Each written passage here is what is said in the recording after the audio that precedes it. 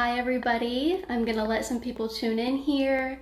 Boy, it has been a while since I have talked to you guys and done a live stream. It's been at least 9 months. I know that and some time after.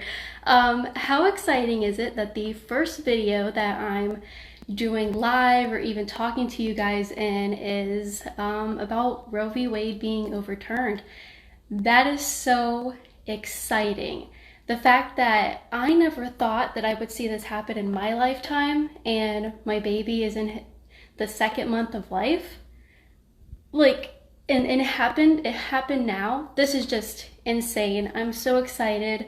I can't wait to tell my baby one day about how hard I fought and how hard so many people in this country fought to get this to happen. Now, it is no coincidence, of course, that these Supreme Court justices are Catholic, and it is a very holy weekend in the Catholic Church. And I don't think it's a coincidence that they made this ruling about preserving life and saving life and cherishing innocent babies on the feast of the Solemnity of the Sacred Heart of Jesus Christ. And then tomorrow is a feast honoring Mary and her Immaculate Heart as well. So that is, I don't think there's any coincidence, and she's right back there, as you can see. So one thing that I do want to say to everybody that I don't think I could write in a Facebook post is that this is not the end.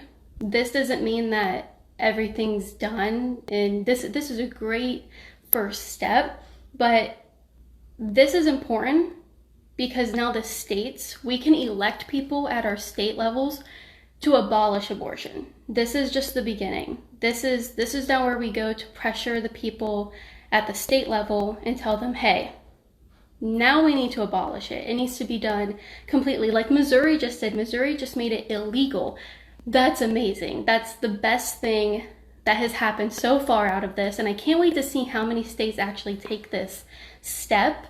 I don't have any hope for New York and California, so let's just pray for those states. So one other thing that I want to mention is that this is the legacy of Donald Trump's presidency. It's not anything that happened during his presidency. Joe Biden is the president. And these amazing rulings from the Supreme Court are happening now. This is what, I think this goes to show how important a president is, because they can put people at the highest court of our land, and the decisions they make will be in effect for, decades to come. And the fact that we just had a very, very great ruling about concealed carry and carry permits and, the right to carry a firearm to protect yourself. And then the next day we have a pro-life ruling. And these are people who came from Donald Trump. That's amazing. This is his legacy and his presidency. Gas prices sure are high right now, but it doesn't seem so bad when you know that millions of babies potentially are going to be saved. And this is just very, very, very exciting news. One thing that I want to encourage everybody to do is pray that the women who are going to find themselves without the option to get out of their pregnancy and without the option to kill their children, that they find joy in motherhood, that they find peace with, they're the ones who got pregnant, so it is what it is, right? But women had this option before in many states that they could just go and get and end it and get rid of their responsibility. Pray for them that they find the joy in motherhood. It's hard. I'm here to tell you, it's very hard, but it's very, very, very rewarding, and it's the best thing anybody could experience.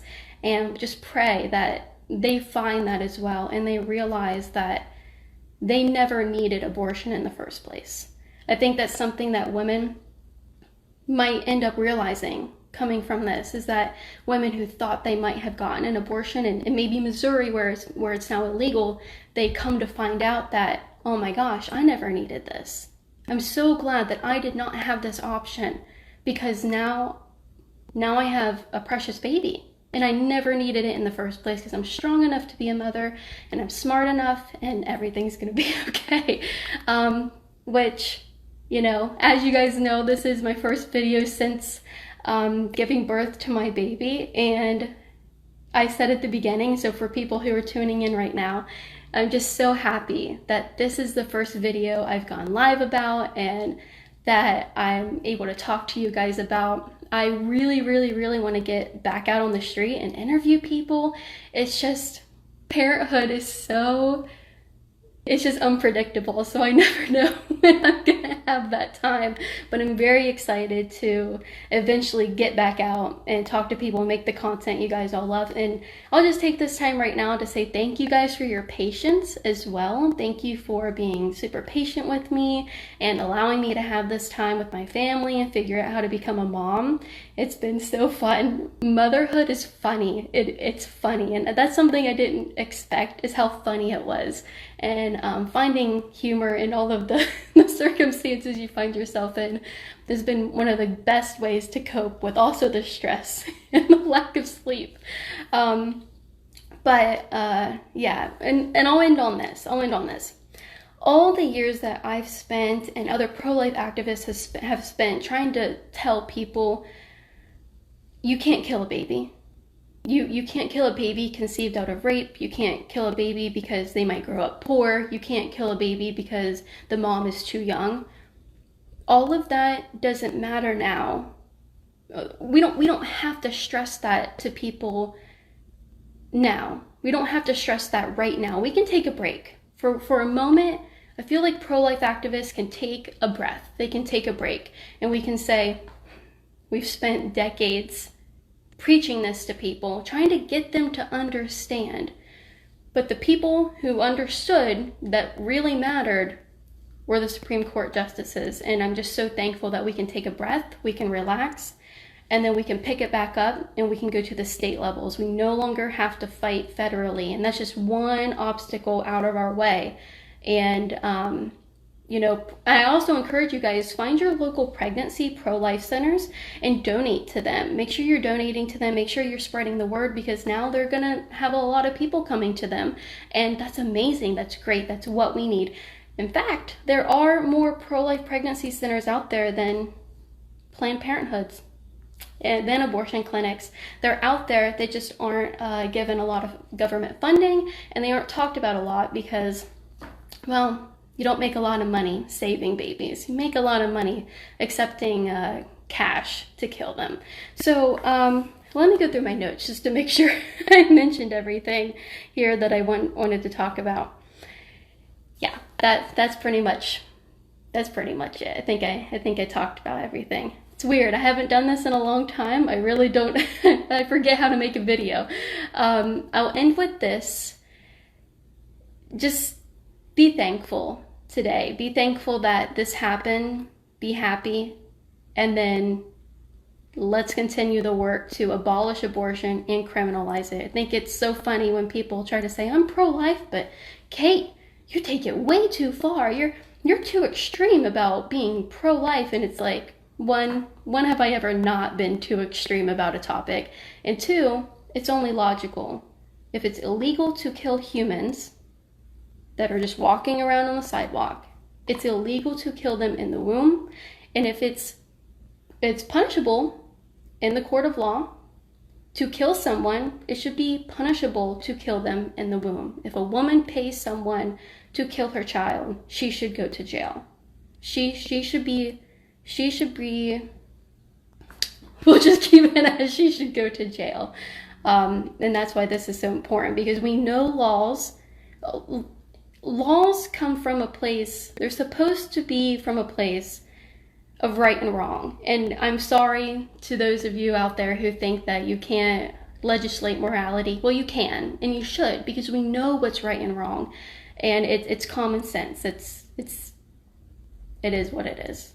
And so I'm all for that. I'm all for big government doing what I know is right. And I'm all for government protecting babies and protecting the rights of those who have been genocided for the past 60 years.